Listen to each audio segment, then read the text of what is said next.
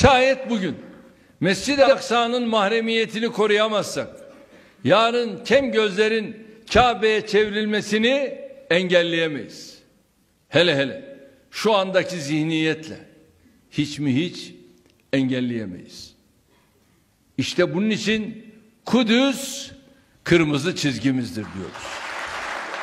İslam dünyasındaki ülkelerin şu atılan adım ve açıklanan metinle ilgili tavırlarına baktığımız zaman ben halimize acıyorum.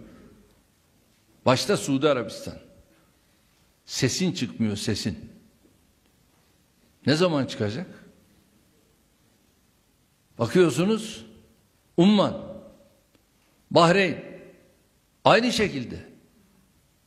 Abu Dhabi yönetimi bir de oraya katılıp alkış tutuyorlar. Yazıklar olsun.